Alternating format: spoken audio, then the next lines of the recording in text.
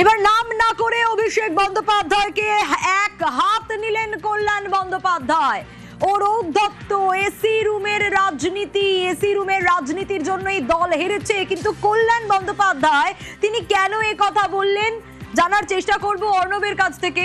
অর্ণব, হঠাৎ এরকম বিস্ফোরক কেন কল্যাণ বন্দ্যোপাধ্যায়? তিনি স্পষ্ট বলছেন যে তিনি আর নেই, অনেক হয়েছে এ বিষয়ে।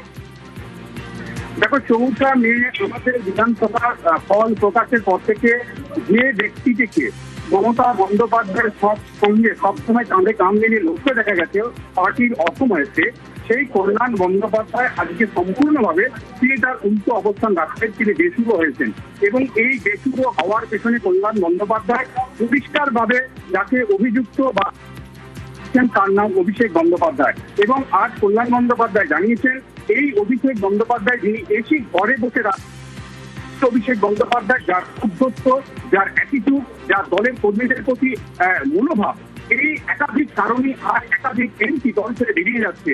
দিকে দিকে তৃণমূল কংগ্রেস কর্মীদের চোর চোর স্লোগান শুনতে হয়েছে।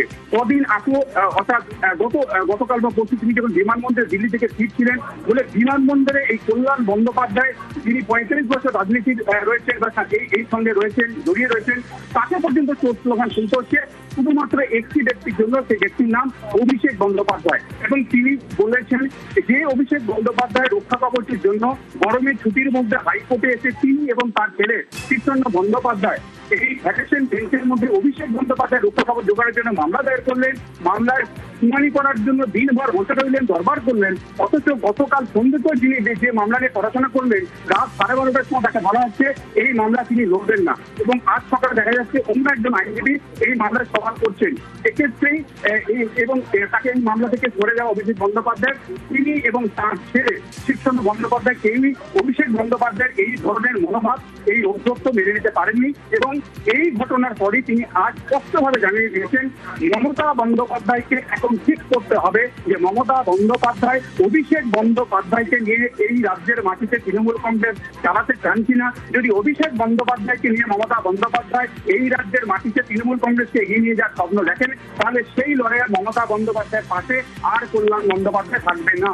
এবং কল্যাণ বন্দ্যোপাধ্যায় পরিষ্কারভাবে একটা আলটিমেটাম দিয়েছেন মমতা বন্দ্যোপাধ্যায়কে, যাতে হয় মমতা বন্দ্যোপাধ্যায়কে অভিষেক বন্দ্যোপাধ্যায়কে ছাড়তে হবে, নচেত কল্যাণ বন্দ্যোপাধ্যায়ের মতো সব যারা সেই শুরুর দিনের তৃণমূল কংগ্রেসের কর্মী তারা আর কেউ মমতা বন্দ্যোপাধ্যায়ের পাশে থাকবে না। কাজেই 20 জন সাংসদ, ওদিকে রাজ্যসভায় প্রায় 8 জন সাংসদ যারা বেসুরো হয়েছিলেন, দুজন ইতিমধ্যে পদত্যাগ করেছেন, ইস্তফাপত্র জমা দিয়েছেন। এই জায়গাতে এখন কল্যাণ বন্দ্যোপাধ্যায় একটি মামলার সূত্রে অভিষেক বন্দ্যোপাধ্যায়ের সরিজাল কাণ্ডে রক্ষা করা মামলার সূত্রে তিনিও বেসুরো হলেন।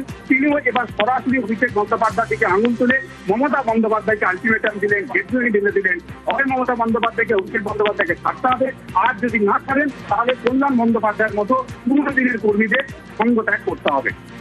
বেশ অর্ণব, একেবারে ইতিমধ্যেই রাজ্যসভার 3 সাংসদ পদত্যাগ করেছে। আমরা দেখেছি একের পর এক বেসুরো, এবং কোথাও গিয়ে সবাই যখন অভিষেক বন্দ্যোপাধ্যায়কেই দোষ দিচ্ছিলেন, এখনো পর্যন্ত এর আগে অব্দি কল্যাণ বন্দ্যোপাধ্যায়কে দেখা যায়নি কথা বলতে, কিন্তু এবার বিস্ফোরক কল্যাণ বন্দ্যোপাধ্যায় একেবারে আলটিমেটাম দিচ্ছেন যে বাঁচতে হবে মমতা বন্দ্যোপাধ্যায়কে, কোনো একজনকে। তিনি কল্যাণ বন্দ্যোপাধ্যায় বা অন্যান্যদের সঙ্গে থাকতে চান নাকি অভিষেক বন্দ্যোপাধ্যায়কেই বাঁচতে চান?